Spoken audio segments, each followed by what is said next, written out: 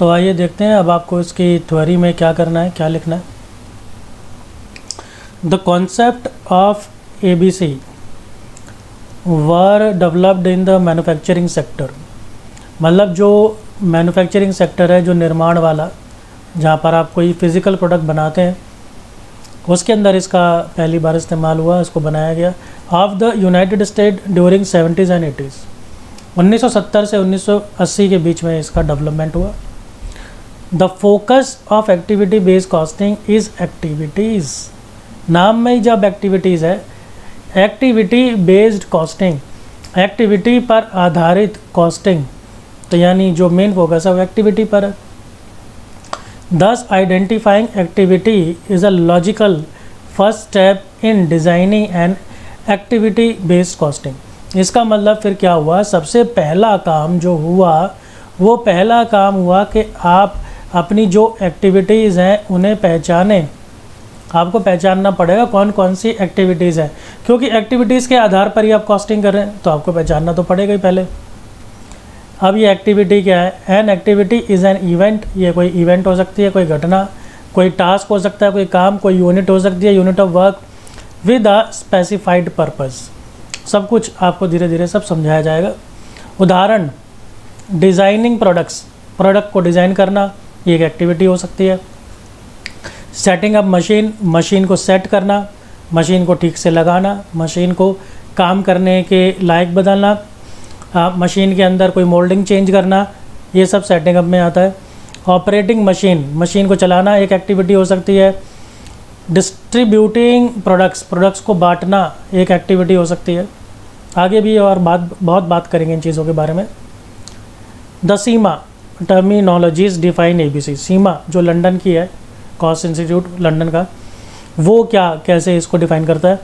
ABC as a cost attribution to cost unit, यानी कि cost को बांटना कॉस्ट यूनिट्स में on the basis of benefit received from indirect activities.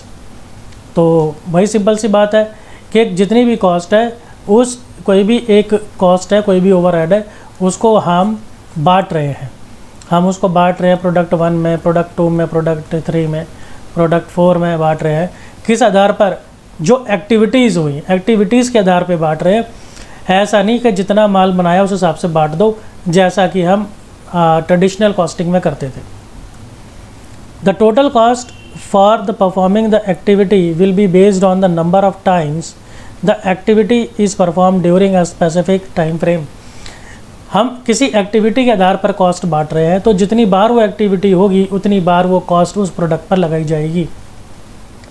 An activity based costing system first traces cost to activities and then to products and other objects। सबसे पहला काम, an activity based costing system first traces the cost। cost को सबसे पहले हम किसके आधार पर बांटते हैं?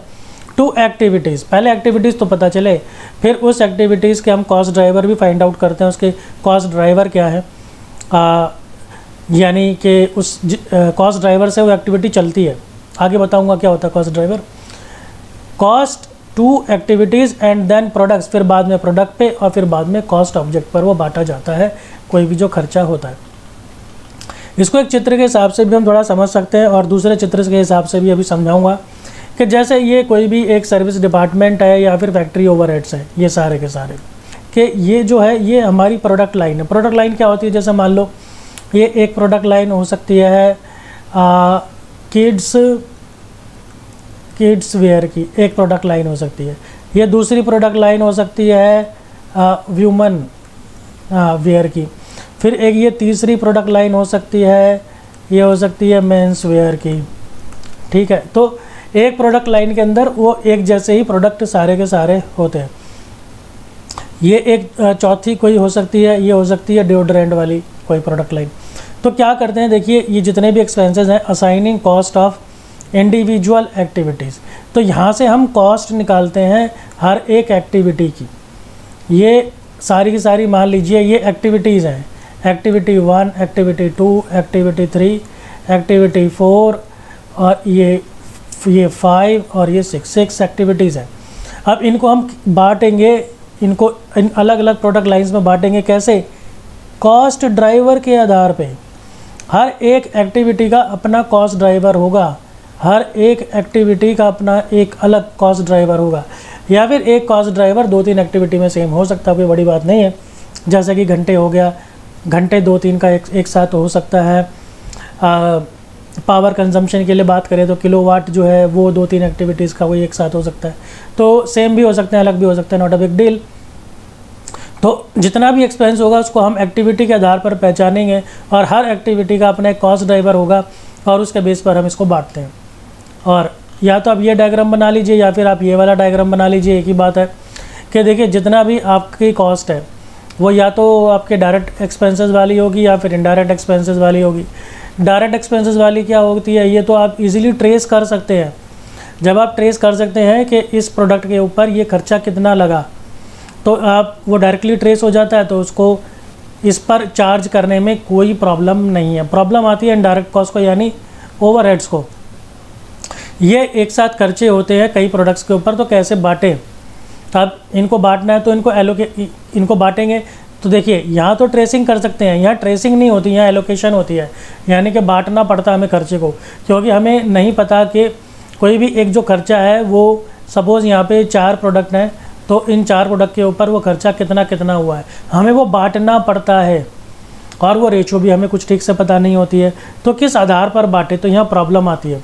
अब अगर ट्रेडिशनल के हिसाब से करेंगे तो क्या कर देंगे, उसको या तो भाई मशीन आवर्स के हिसाब से बांट देंगे या लेबर आवर्स के हिसाब से बांट देंगे या फिर वॉल्यूम जितना माल बनाया उसके हिसाब से बांट देंगे।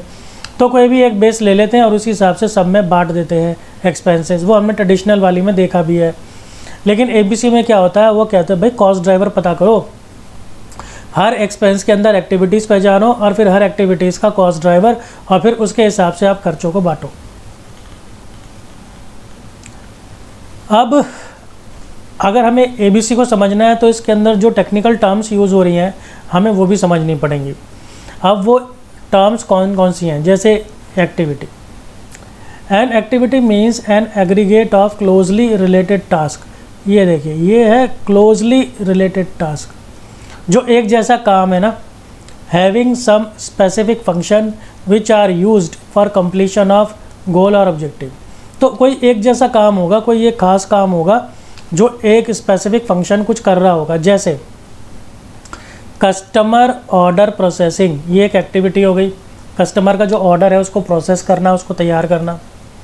अदर एक्टिविटीज़ और क्या हो सकती है, असेंबलिंग, चीज़ों को जोड़ के कोई एक बड़ा प्रोडक्ट बनाते हैं, ये एक एक्टिविटी हो गई। प्रोडक्ट को पैक करना, ये एक एक्टिविटी हो गई। एडवर्टाइजिंग करना, ये एक एक्टिविटी हो गई। फिर इन एक्टिविटीज़ के अपने अपने कॉस्ट ड्राइवर ढूंढे जाएंगे। चलेंगे उस पर भी। अब है resource. Resources are elements that are used for performing the activity. ये वो एलिमेंट हैं जो इन एक्टिविटीज़ को करने के लिए हेल्प होते हैं। इसके बगैर हम उस एक्टिविटी को कर नहीं सकते। फॉर एग्जांपल ऑर्डर रिसीवर, कोई ऑर्डर रिसीव करने वाला कोई एम्प्लॉई होगा, वही ऑर्डर रिसीव करेगा। तो ऑर्डर रिसीव करना एक एक्टिविटी हो गई और ऑर्डर को रिसीव करने वाला एम्प्लॉय उसका रिसोर्स हो गया।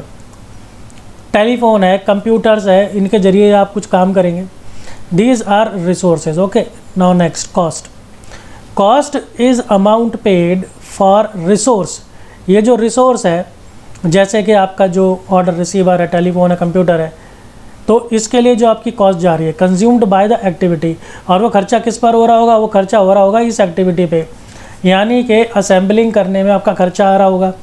असेंबलिंग भी कौन कर रहा होगा, या तो कोई आदमी कर रहा होगा या कोई मशीन कर रही होगी। उस आदमी का अपना खर्चा होगा और उस मशीन का अपना खर्चा होगा, तो उसको हम कहेंगे कि वो जो कॉस्ट है वो उस एक्टिविटी की कॉस्ट है।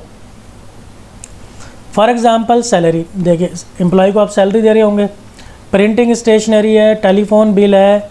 The cost of customer order processing activity, ठीक है, it is also known as activity cost pool, और इसी को हम कॉस्ट पूल भी बोलते हैं। आप ये जो कॉस्ट होती है इन्हीं को अगर हम जोड़ दें तो इसी को हम कॉस्ट पूल भी बोलते हैं। तो आगे चल के कॉस्ट पूल वर्ड ही यूज़ होगा कॉस्ट के लिए। फिर है cost object. It refers to an item for which cost measurement is required. आप कैलकुलेशन कॉस्ट की किसके लिए कर रहे हैं, या तो किसी प्रोडक्ट के लिए कर रहे होंगे, या किसी सर्विस के लिए कर रहे होंगे, या फिर किसी कस्टमर के लिए कर रहे होंगे। तो वो हो गया कॉस्ट ऑब्जेक्ट, जिसके लिए कॉस्टिंग की जा रही है। कॉस्ट पूल, ये आ गया cost pool. Cost pool is a term used to indicate grouping of cost. जो कॉस्ट है उन्हें आप जोड़ लो, जिनको बांटना है। Incurred on a particular activity which drives them. ठीक है जी, चलिए आ गया अब आपका कॉस्ट ड्राइवर। आप सोच रहे होंगे कॉस्ट ड्राइवर क्या है। कॉस्ट ड्राइवर अब समझ में आएगा आपको। Any element that would cause a change in the cost of activity is cost driver. Cost के अंदर जो चेंज लाएगा, जो एक्टिविटी में जो कॉस्ट में चेंज लाएगा वो कॉस्ट ड्राइवर है। यानी कॉस्ट ड्राइवर सबसे इम्पॉर्टेंट हो गया। यानी कि कॉस्ट ड्राइवर की वजह से किसी कॉस्ट में उतार चढ़ाव आ रहे हैं, तो यानी कि कॉस्ट ड्राइवर इम्पॉर्टेंट है ना। यानी कॉस्ट ड्राइवर ही उस कॉस्ट को कंट्रोल कर रहा है, रेगुलेट कर रहा है। Actually cost drivers are basis of charging cost of activity to cost object. Cost driver ही वो आधार है जिसके आधार पर हम एक्सपेंस को डिफरेंट प्रोडक्ट्स या डिपार्टमेंट्स में बांटेंगे, या प्रोडक्ट पर कोई भी कॉस्ट चार्ज की जाएगी तो उसी के आधार पर की जाएगी। For example frequency of order, कितनी बार ऑर्डर आ रहे हैं, 2 ऑर्डर, 5 ऑर्डर, 10 ऑर्डर, तो आप एक ऑर्डर की कॉस्ट निकाल लो। अगर 10 ऑर्डर है तो 10 से मल्टीप्लाई कर दो, आगे उसकी cost. Number of order etcetera. ठीक है जी, may be cost driver of customer order processing activity. तो कॉस्ट ड्राइवर चल जाएगा किसके लिए, एक्टिविटी होगी कस्टमर ऑर्डर प्रोसेसिंग की। तो कॉस्ट ड्राइवर हुआ आपका फ्रीक्वेंसी ऑफ ऑर्डर या फिर नंबर ऑफ ऑर्डर, और एक्टिविटी हुई customer order processing activity. Cost driver में भी इन्वॉल्व 2 पार्ट्स के 2 पार्ट्स हो सकते हैं, रिसोर्स कॉस्ट ड्राइवर और एक्टिविटी कॉस्ट ड्राइवर। यानी रिसोर्स का भी हो सकता है और एक्टिविटी का भी हो सकता है। और resource cost driver is measure of quantity of resource consumed by an activity. वो रिसोर्स कितना इस्तेमाल हो रहा है। और यहाँ पर बात करेंगे तो हम बात करेंगे कि an activity cost driver is a measure of frequency and intensity of demand placed on activity by the cost object. तो यहाँ पर हम एक्टिविटी की बात करेंगे, यहाँ पर हम रिसोर्स की बात करेंगे। यहाँ कंजम्पशन एक्टिविटी का हो रहा है, यहाँ पर रिसोर्स के द्वारा हो रहा है। अब आपको एग्जांपल के साथ समझाते हैं, अब सब समझ में आ जाएगा। देखिए एक्टिविटी होगी सपोज़ आपकी कंसल्टिंग, आप कंसल्टिंग बिजनेस के अंदर हैं, तो रिसोर्स क्या होगा, कंसल्टेंट या और कंप्यूटर हो सकता है, या तो कि बंदा बैठा होगा, एम्प्लॉय बैठा होगा, या मालिक खुद बैठा होगा कंसल्ट करने के लिए, और कंप्यूटर रखे होंगे उसने, वो रिसोर्स हो गए। कॉस्ट पूल क्या होंगे, जो जो खर्चे आ रहे हैं उसकी एम्प्लॉय कॉस्ट आ रही है, मेंटेनेंस की कॉस्ट आ रही है। कॉस्ट ड्राइवर किस आधार पर खर्चे बांटेंगे, लेवल ऑफ कंसल्टेंट, क्या लेवल क्या कंसल्टेंसी का, ठीक है, लोअर है, मिडल है, एक्सीलेंट है, और या फिर कितना समय खर्च हो रहा है, समय के आधार पे भी आप बांट सकते हैं कॉस्ट को। भाई 1 घंटे के इतने पैसे हैं, अब 4 घंटे के इतने पैसे हो गए। सपोज़ लेज़र प्रिंटिंग का आपकी कोई एक्टिविटी है, ठीक है, आपने प्रिंटिंग सेटअप लगा रखा कोई, अब उसमें ये देखना चाहते हैं लेज़र प्रिंटिंग का खर्चा कितना आ रहा है, तो उसके लिए क्या क्या रिसोर्स चाहिए, प्रिंटिंग स्टाफ चाहिए और प्रिंटर चाहिए। अब इसके लिए कॉस्ट किस किस चीज़ की आएगी, कलर की कॉस्ट आएगी, मेंटेनेंस की कॉस्ट आएगी, प्रिंटिंग स्टेशनरी की कॉस्ट आएगी। इस खर्चे को बांटेंगे किसके आधार पे, नंबर ऑफ पेजेस प्रिंटेड, जितने पेज आपने प्रिंट किए उसके आधार पे कर लो, या फिर फॉन्ट के आधार पे कर लो। अब सपोज़ आप अकाउंटिंग एडमिनिस्ट्रेशन में है, ठीक है, आपका जो बिज़नेस है उसके अंदर एक अकाउंटिंग डिपार्टमेंट है, और उस अकाउंटिंग डिपार्टमेंट के अकाउंटिंग एडमिनिस्ट्रेशन की आप कॉस्ट कैलकुलेट करना चाहते हैं। तो खर्चा किस, रिसोर्स क्या होगा आपका, एडमिनिस्ट्रेशन स्टाफ, वही आपका खर्चा होगा। खर्चा क्या होगा खर्चा करने, तो वो होगी सैलरी। इन स्टाफ्स को आप सैलरी दे रहे होंगे, तो एडमिनिस्ट्रेशन स्टाफ हो गया आपका रिसोर्स जो उस काम को कर रहा है, और उसको दिया जाने वाला खर्चा कहलाएगा सैलरी। अब किस आधार पे आप एक्सपेंस को बांटेंगे, number of times account produce, जितनी बार उन्होंने अकाउंट बनाए उतनी आधार पर। अब सपोज़ कस्टमर सर्विस एक एक्टिविटी है, उसकी कॉस्ट आपको फाइंड आउट करनी है, तो इसके लिए आपको रिसोर्स क्या क्या चाहिए, टेलीफोन चाहिए होगा, स्टाफ चाहिए होगा। अब उनको दिए जाने वाला खर्चा, टेलीफोन बिल आएगा, उनकी सैलरी आएगी। अब इसको आप किस आधार पर बांटेंगे, frequency of number of orders, जितने ऑर्डर होंगे उतने आधार पे बांटेंगे। Time spent in servicing, number of service call, service call पर जितना समय व्यतीत किया उस हिसाब से भी बांट सकते हैं। अब सपोज एक एक्टिविटी आपके बिजनेस में रिसर्च एंड डेवलपमेंट की, अब इस रिसोर्स आपको क्या क्या चाहिए, यानी इक्विपमेंट्स, या आपको साजो सामान क्या क्या चाहिए, आपको स्टाफ चाहिए, आपको इक्विपमेंट चाहिए, आपको मटेरियल चाहिए। इस पर लगने वाला खर्चा कौन कौन सा होगा, सैलरी हो सकती है, मेंटेनेंस कॉस्ट होगा, मटेरियल कॉस्ट होगा। किस आधार पर इन खर्चों को आप बांटेंगे, नंबर ऑफ रिसर्च प्रोजेक्ट के आधार पर बांट सकते हैं, जितना समय खर्च किया उसके हिसाब से बांट सकते हैं, टेक्निकल कॉम्प्लेक्सिटी के हिसाब से आप बांट सकते हैं। आप देखते हैं ना, अलग अलग टेस्ट की अलग अलग कॉस्ट होती है, प्राइस होता है। आइए आगे चलते हैं। The cost driver for various functions like production, marketing, research and development are given below. अब नीचे आपको कॉस्ट ड्राइवर बताए जा रहे हैं, ऊपर भी बताए थे, यहाँ भी बता रहे हैं, थोड़ा डिपार्टमेंट वाइज बता रहे हैं।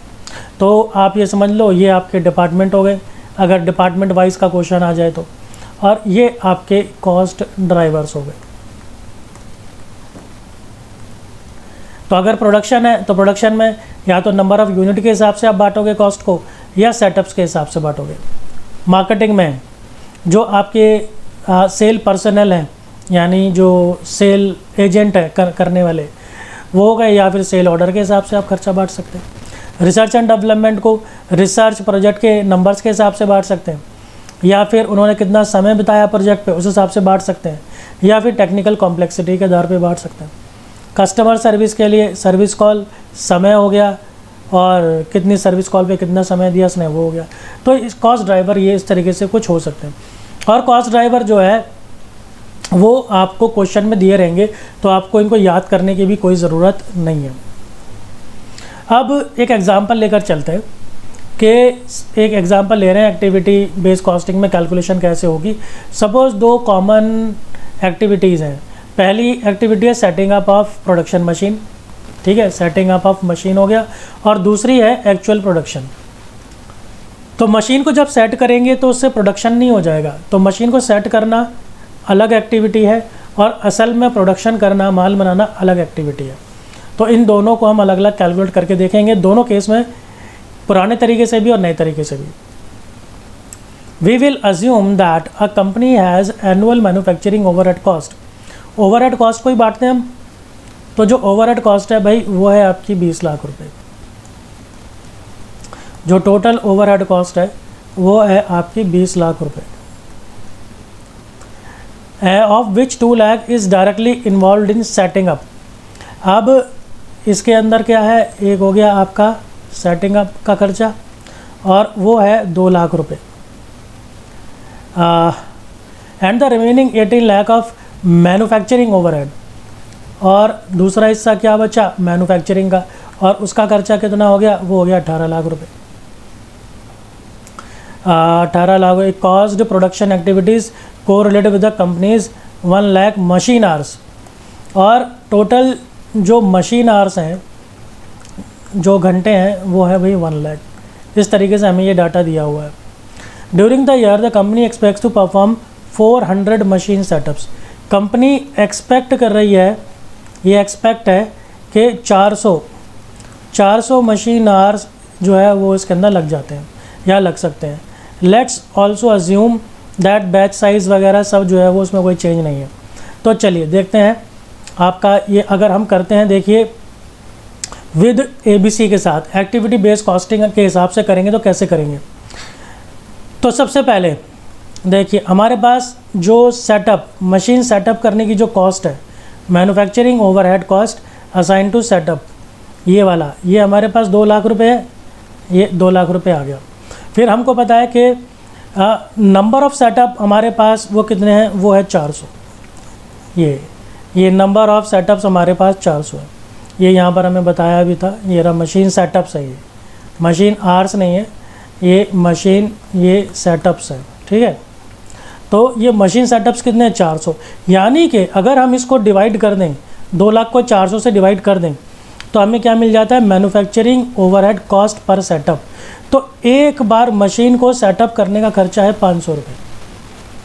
अब यहाँ पर मैं थोड़ा क्लियर कर दूँ, ये हमने फार्मूला क्या लगाया, ये फार्मूला लगाया हमने cost pool divided by cost driver. ये जो हमारा एक्सपेंस है, ये हमारा कॉस्ट पूल है, 2 लाख रुपए का। और कॉस्ट ड्राइवर क्या है? कॉस्ट ड्राइवर है नंबर ऑफ़ सेटअप, ये हमारा कॉस्ट ड्राइवर है। तो इसको हमने जब डिवाइड किया 500, तो ये हमें क्या मिल गया? ये हमें मिल गया कॉस्ट ड्राइवर रेट, ये हमें कॉस्ट ड्राइवर रेट मिल गया। तो ये हो गया 500 का। चलिए आगे चलते हैं। अब देखिए टोटल मैन्युफैक्चरिंग ओवरहेड हमारे थे 20 लाख रुपए, ये वाले, ये 20 लाख रुपए के। इसमें से अब हमने क्या किया, 2 लाख रुपए की कैलकुलेशन तो हमने अलग कर ली इस वाले की, तो बचा कितना मैन्युफैक्चरिंग के लिए? 18 लाख। तो वही 18 लाख आ गया। अब मशीन आवर्स जो है वो हमारे पास 1 लाख के मशीन आवर्स हैं। ये 1 लाख के मशीन आवर्स, मशीन चली और मशीन पर माल बनाया और खर्चा आया 18 लाख रुपए का। तो इसको हम मशीन आवर से डिवाइड कर देते हैं, तो ये क्या आ गया आपका? 18 रुपये। अब यहाँ पर क्या हुआ, ये जो 18 लाख है, अब ये आपका बन गया कॉस्ट पूल, और ये जो मशीन आवर्स हैं ये हमारे पास बन गया कॉस्ट ड्राइवर। ये तो अगर 1 घंटा मशीन चलती है तो उसका 18 रुपये खर्चा आता है।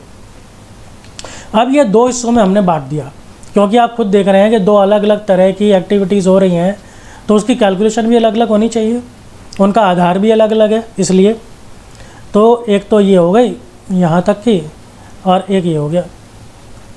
तो इसका मतलब क्या हुआ कि अब अगर हम जब कॉस्ट बताएंगे तो कैसे बताएंगे भाई? 500 रुपये कॉस्ट तो पर सेटअप है, और अगर जब आप मैन्युफैक्चरिंग करेंगे तो मशीन चलाने का खर्चा है 1 घंटे का 18 रुपये। आप इस हिसाब से हम कैलकुलेशन कर सकते हैं, ठीक है जी। अब अगर देखिए, अगर हम इसको ट्रेडिशनल सिस्टम से करते तो क्या करते? देखिए ट्रेडिशनल सिस्टम में ये जो 2 लाख रुपये मशीन सेटअप की जो कॉस्ट थी, इसकी कोई भी कैलकुलेशन यहाँ पर नहीं होती। यहाँ पर हम इसको अलग अलग करके नहीं करते, एक ही अमाउंट लेके कर देते 20 लाख रुपए का। 20 लाख रुपए को हम 1 लाख रुपए से 1 लाख मशीन आवर से डिवाइड कर देते, और 1 घंटा मशीन चलाने का खर्चा आ जाता 20 रुपये। अब आप कंपेयर करके देखिए, यहाँ पर मशीन आवर 1 घंटा चलाने का खर्चा आ रहा है 18 रुपये, और यहाँ पर आ रहा है 20 रुपये। लेकिन यहाँ पर क्लैरिटी नहीं है, यहाँ पर जो 2 लाख रुपए अलग कॉस्ट थी और उस खर्चे के आने का आधार अलग था, वहाँ पर इसको कंसीडर नहीं किया। तो कॉस्ट अगर टोटल में बात करेंगे तो देखिए कैसे बताएंगे भाई? 20 रुपये खर्चा है 1 घंटा मशीन चलाने का। इसका मतलब आप कॉस्ट ज़्यादा बता रहे हो, आप कॉस्ट जो है वो ज़्यादा बता रहे हो, और सही नहीं है। हो सकता है ज़्यादा, हो सकता है कम हो, लेकिन सही नहीं है। सही क्यों नहीं है? क्योंकि ये जो कॉस्ट है 500 रुपये पर सेटअप की, आपने उस चीज़ को कंसीडर नहीं किया। सबको आप एक ही गाड़ी से हाँ करे हो, गधे भी घोड़े भी सब एक बराबर हैं आपके लिए। अब इसी चीज़ को अगर हम लेकर जाएं पर यूनिट कॉस्ट पर, तो पर यूनिट कॉस्ट पर इसका देखिए इम्पैक्ट क्या पड़ता है। Assume that a company manufactures a batch of 5000 units. अब सपोज कंपनी ने 5000 यूनिट बनाए, and it produces 50 units per machine hour, और हर 1 घंटे में 50 यूनिट बन रहे हैं। Here is how the cost assign to the units and activity based costing. अब दोनों में आपको बताते हैं हम। देखिए आपको याद ही होगा, manufacturing setting up cost per हमारी 500 रुपये आई थी। फिर नंबर ऑफ़ यूनिट बैच कितने हैं भाई? 5000। तो अगर हम इसको डिवाइड कर दें तो हमारे पास पर यूनिट का सेटअप का खर्चा आ जाएगा। सिंपल सी बात है भाई, नंबर ऑफ़ यूनिट, एक टोटल यूनिट आप कितने बना रहे हैं? यूनिट बना रहे हैं 5000। एक बार की आपकी सेटअप की कॉस्ट है 500 रुपये, तो 500 को आप 5000 से डिवाइड कर दो। ये जो है ये आपकी कॉस्ट है और ये आपके यूनिट्स हैं। तो अब इससे क्या आ जाएगा? 1 यूनिट की कॉस्ट आ जाएगी। 1 यूनिट के ऊपर 10 पैसे की कॉस्ट आ रही है सेटअप की, ठीक है। तो अब हमने क्या किया, सेटअप की कॉस्ट को हम 1 यूनिट पर ले आए। आगे चलते हैं, अब देखते हैं दूसरे वाले मैन्युफैक्चरिंग कॉस्ट के लिए क्या है। आपको याद ही होगा कि 18 रुपये 1 घंटे की कॉस्ट आ रही थी, और 1 घंटे के अंदर यूनिट बनते हैं 50 यूनिट। अब हमें निकालना है पर यूनिट। तो अगेन क्या करेंगे, जो कॉस्ट है हमारी 1 घंटे की डिवाइडेड बाय 1 घंटे के यूनिट्स, यानी कि 50 यूनिट्स। अब पर यूनिट देखें तो भाई सिर्फ 36 पैसे की कॉस्ट आ रही है पर यूनिट की। अब एक काम करो, ये पर यूनिट कॉस्ट है, ये पर यूनिट कॉस्ट है, इन दोनों को जोड़ दो तो आपकी कॉस्ट आ गई 46 पैसे पर यूनिट। अब देखते हैं बिना ABC के क्या है। बिना ABC के ये है कि ये जो सेटअप वाला था अलग से, उसको तो ये कंसीडर करता ही नहीं, पहले ही नहीं किया तो अब क्या करेगा। इसके लिए 1 घंटा मशीन चलाने की कॉस्ट है 20 रुपये। 1 घंटे में बनते हैं 50 यूनिट, तो 20 रुपये को आप 50 यूनिट से डिवाइड कर दो, आपको मिल गई 40 पैसे की कॉस्ट। तो अब 40 पैसे की कॉस्ट आप बता रहे हो, ये तो गलत है। जबकि ये क्यों गलत है? क्योंकि आपने कैलकुलेशन ठीक से नहीं की, इन डेप्थ कैलकुलेशन आपने नहीं की। अब आप देखो, अगर आप ABC से करते तो आपकी कॉस्ट आती 46 पैसे, फिर आप उस हिसाब से इसके अंदर प्रॉफिट जोड़ते, फिर उस हिसाब से आप अपना सेलिंग प्राइस कैलकुलेट करते। लेकिन आपकी कॉस्ट की कैलकुलेशन ही 40 पैसे आ रही, जो गलत है। अब आप इसमें जो प्रॉफिट जोड़ेंगे वो प्रॉफिट का आधार भी गलत होगा, क्योंकि प्रॉफिट भी आप कॉस्ट के बेस पर ही कैलकुलेट करेंगे, तो अगेन आपका प्रॉफिट गलत हो गया। और इनके बेस पर आप अपना सेलिंग प्राइस कैलकुलेट करेंगे, वो सेलिंग प्राइस भी गलत आएगा। यानी कि आपको तो यही नहीं पता कि आपके प्रोडक्ट की असली सही कॉस्ट क्या है। जब आपको अपने प्रोडक्ट की असली कॉस्ट नहीं पता तो आप क्या माल बनाएंगे और क्या प्रॉफिट कमा के माल को बेचेंगे। यानी कि आप ज़्यादा समय तक नहीं चलने वाले, और आपको ये भी पता नहीं चलेगा कि आप गलती क्या कर रहे हो, क्योंकि आपके हिसाब से आपकी कॉस्ट है 40 पैसा। आपके हिसाब से 40 पैसा आपकी कॉस्ट है, लेकिन आपकी असल में कॉस्ट है 46 पैसा। यानी आपको चीज़ महंगी पड़ रही है, लेकिन आपको पता नहीं है, आप सोच रहे सस्ती पड़ रही है। तो दोस्तों, मैंने आपको ABC समझाने की कोशिश की। अगर आपको कोई भी दिक्कत है तो बात कीजिए, आपकी मदद की जाएगी। इसी तरह जुड़े रहिए। मिलता हूँ आपसे अगली वीडियो में। धन्यवाद।